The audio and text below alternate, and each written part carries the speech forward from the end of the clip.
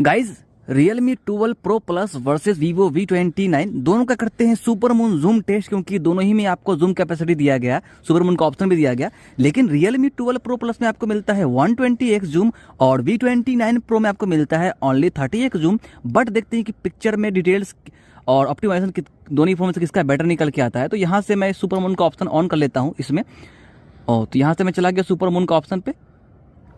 तो फटाफट से मैं क्लिक करता हूँ पिक्चर और फटाफट से क्लिक करो, वीडियो को लाइक करना और सब्सक्राइब फटाफट से कर देना। बाय द वे मैं दोनों ही फोन का मैं डिटेल्स में कैमरा कंपैरिजन लेकर आया हूं, फटाफट जाकर चेक करो, चैनल पे आपको मिल जाएगा। 30x मिल जाएगा आपको V29 Pro में और